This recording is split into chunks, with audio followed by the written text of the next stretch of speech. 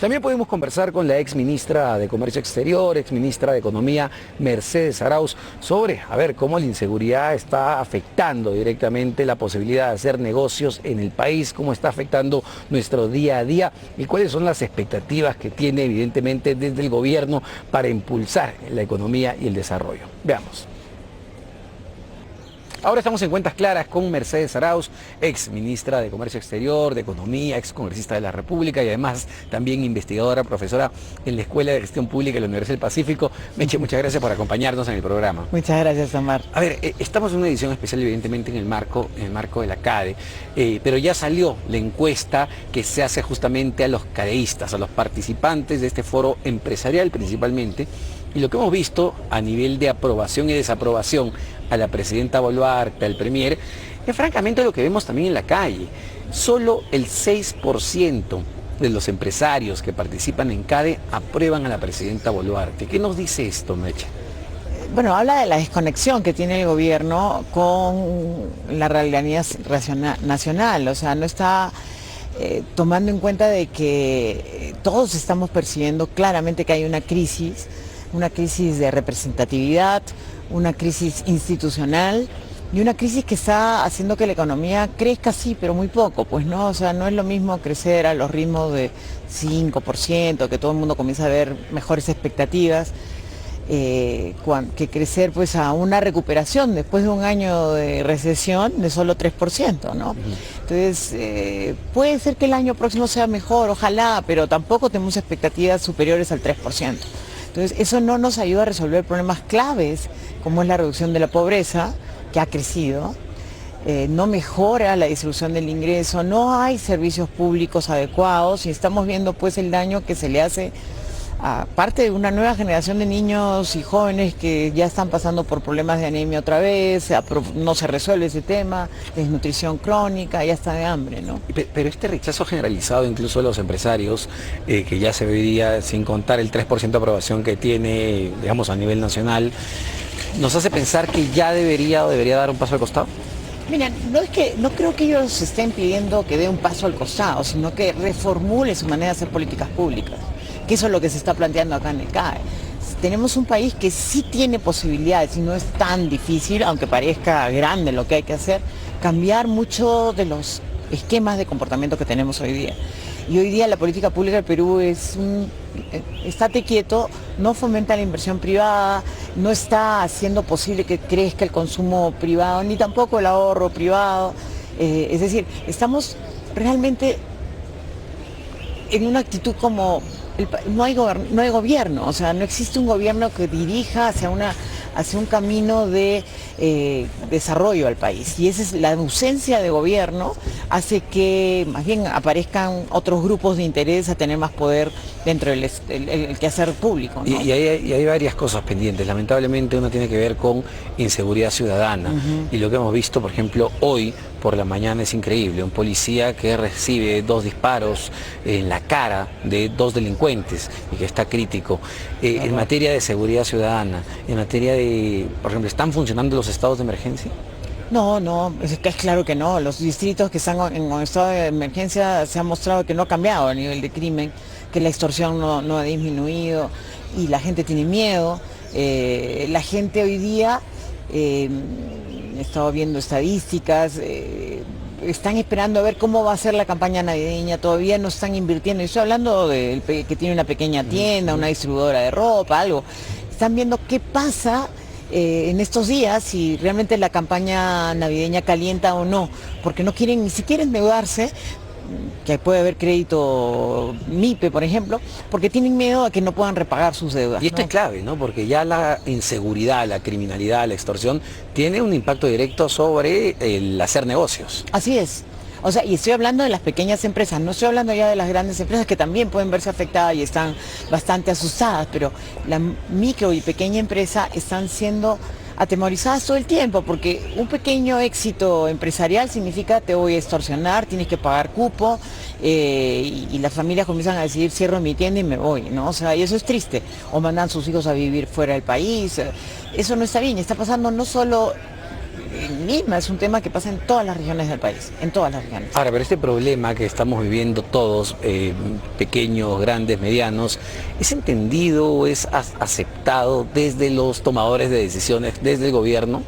No, ya estamos meses en este tema, en la discusión de lo que es la extorsión, etcétera, y lo que dicen, no, sí, ya capturamos.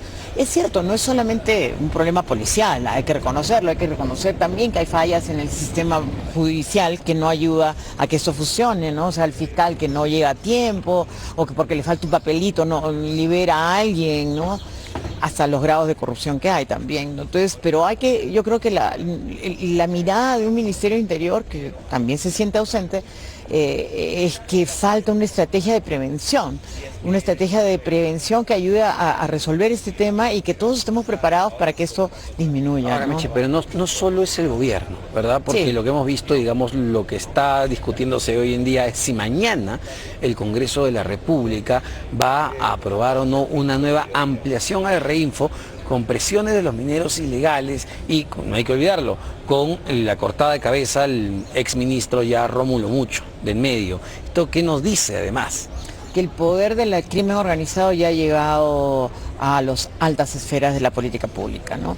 Y eso es trágico, porque, bueno, yo no entiendo a los políticos que están en el Congreso realmente, que al hacer esto, lo que están diciendo es, me conviene a mí estar en este espacio, porque seguramente tendré recursos para el financiamiento de mis campañas, grave, o tendré votos de un determinado grupo poblacional, pero no están viendo que ellos, si llegaran a ser gobierno, van a tener que lidiar con una situación donde el crimen organizado puede gobernar en vez de ellos, dada la presión que se ha dado. Hay que ver los países que cayeron en eso, hay varios en América Latina, y cómo han tenido que tener medidas radicales para resolver o no han resuelto el problema y se ven enfrentados a que tienen que lidiar con el crimen organizado en su día a día. Sin embargo, vimos también ayer que el ministro de Martínez de Desarrollo e Inclusión Social más bien se salvó, pero no sé, como ministro, cuál es el nivel de responsabilidad política que tiene con un escándalo como el de Jaliwarma, donde literalmente están envenenando a los chicos más vulnerables. Así es. Es cierto que antes pasaba una sola vez algo así y el ministro caía. Inmediatamente ponía su carta de renuncia, pues sabía que no aguantaba más, ¿no? Él es una persona de mucha confianza de la señora Boluarte. En general, es cierto, a veces los ministros no están viendo el detalle, ¿no? Pero ya este caso es un poquito recurrente, ¿no? En esa gestión. Y aparente con la misma firma, además. O sea, la misma empresa es la misma proveedora de estos alimentos que son dañinos para la salud de nuestros niños, ¿no? Entonces, ahí hay algo que no ha hecho el ministro para controlar. Pues si le pasó una vez, vuelve a pasar, ya hay algo que el ministerio no tomó cartas en el asunto de manera adecuada. Incluso dijeron algunos congresistas que era más por el tema de Petroperú, que lo estaban sacando. Pero hay que recordar algo, a ver, si fuese el caso Petroperú, sí, también tendrían que haber censurado a José Arista porque el MEF tiene el 60% en Petroperú. Así es. Exacto, no lo han hecho con Pepe Arista, con el ministro Arista, porque siendo él el accionista mayoritario ahora, digamos, él dejó pasar esta toma de decisiones, ¿no? Entonces, ¿por qué con un ministro se han ensañado, no? Yo creo que muchos quiso hacer mejoras en el tema minero, pero los intereses contrarios a la minería formal y más ligados a una minería ilegal están presionando y están logrando, vamos a saber de qué maneras no santas, el apoyo del Congreso y ojalá que no del Ejecutivo, ¿no? Y ahora hablando de economía, justamente se invitó al ministro José Arista a este foro, pero entiendo que él no va a venir y dio el argumento de que tiene que sustentar la ley de presupuesto. Sí. ¿Te llama la atención que un ministro de Economía no asista a un foro de este tipo? Sí, normalmente los ministros de Economía siempre vienen, pero claro, la fecha es el 30 de noviembre, ¿no? Es la última fecha, y yo me imagino que, visto lo que está pasando en el Congreso, debe estar teniendo muchas presiones y probablemente por eso se ha quedado, ¿no? Por las presiones del Congreso, de este Congreso en particular, que quieren meter cosas en la ley de presupuesto que son iniciativas de gasto o que son proyectos de inversión que no tienen sustento, etcétera, debe ser muy grande, ¿no? Ya además ha sido muy permisivo previamente, entonces hoy día esto pues se multiplica, ¿no? Si ya lo hiciste antes, ¿por qué no lo vas a hacer ahora? Y como ley de presupuesto, como proyecto de ley de presupuesto que se tiene que aprobar ahora en los próximos días, ¿te parece que está bien planteado, está bien dimensionado? No sé, me da la impresión que está sobreestimando, sobre todo para el próximo año, ingresos fiscales que creo no van a llegar, porque no ha habido ningún grado de promoción de inversión privada como para decir, oye, sí, ¿no? Y están sacando de aquí y de allá puchitos, ¿no? Para poder resolver. Y teniendo ya un segundo año con un problema de no cumplimiento de la regla fiscal, ¿no? Entonces sí es más difícil, ¿no? Y la contingencia fiscal que genera este nuevo directorio de Petroperú, con su nuevo gerente, es una contingencia fiscal bien grande, ¿no? Nosotros teníamos la esperanza de que realmente se iba a tener no una privatización, nunca se habló de una privatización, pero sí una gestión privada que podía ser contratada para limpiar toda la grasa y poner lo que es fundamental dentro de Petroperú, que es, bueno, resolver el tema de la refinería y tener claro el tema de cómo vamos a tener un oleoducto que funcione. Ahora lo que estamos escuchando es que van a entrar en exploración, que van a estar en explotación, todo lo que es capital de riesgo.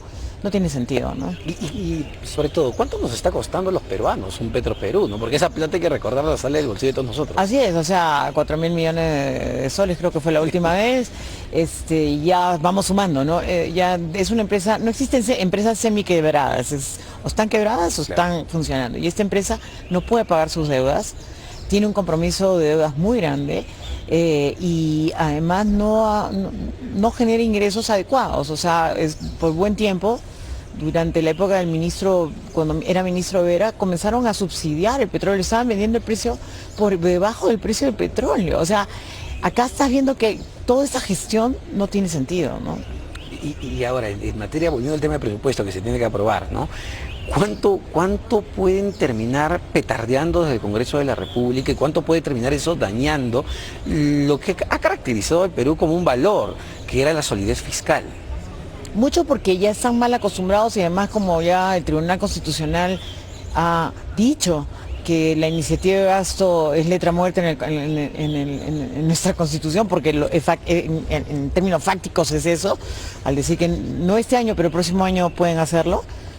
Ha dañado ya mucho y hay esta posibilidad porque hoy día están ávidos de más presupuesto. Recordemos que el próximo año es un año electoral, entonces si ellos ven que están sacando proyectos para sus electores posibles y ahora hay reelección, puedan estar presionando para más obras, ¿no?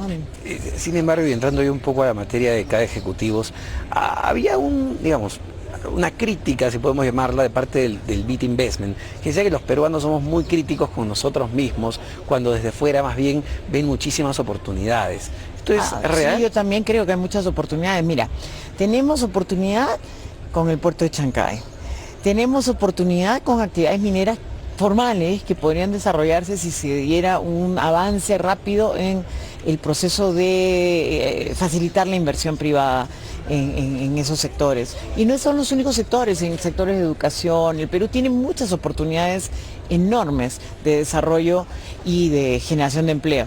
Pero el alargamiento que tenemos en un estado donde no da señales por dónde va, nos asusta y claro, obviamente en todos los países se ven mal también, no es que la crisis global es fuerte, la crisis de valores que hay en el mundo hoy día, yo diría, pero ciertamente creo que debemos preocuparnos y ser más estratégicos, ¿no? Hay varios temas que hemos conversado, que incluso hemos publicado recientemente gestión. O sea, no estamos viendo qué pasa en el mundo, qué políticas están implementando otros países que pueden ganarnos en la competitividad que hoy día nosotros no tenemos, ¿no? Y solo para terminar, y tú lo debes recordar muy bien, durante la época del segundo gobierno del expresidente Alan García, teníamos vientos a favor, muy favorables, que se supieron aprovechar, ¿no? La economía crecía 6, 7%. Hemos vuelto a tener esos vientos favorables, pero claro, tenemos una economía que crece apenas 2,5, 3%. O sea, con precios de los minerales que, digamos, ya están por encima de los récords económicos, deberíamos estar felices nosotros con un montón de inversión privada entrando. Y se hizo un trabajo muy fuerte de atracción de la inversión privada. No venían porque venían por ósmosis, no fue casualidad. Nosotros hacíamos un trabajo permanente de acción para atraer inversionistas y nos acompañaba el sector privado y estábamos permanentemente abriendo puertas con los tratados de libre comercio, haciendo un esfuerzo de hacer posible que el país crezca, genere empleo y no dependamos de programas sociales. Queríamos evitar, o sea, son necesarios para ayudar a nivelar el piso, pero no depender de que la mayor parte de la población tenga que terminar dependiendo de los programas sociales. Eso es muy riesgoso y no tiene fundamento, ni la gente se siente feliz, porque a la gente le gusta trabajar, el peruano es trabajador. Muchísimas gracias, Mercedes. Mercedes Arauz, exministra de Comercio Exterior y exministra de Economía.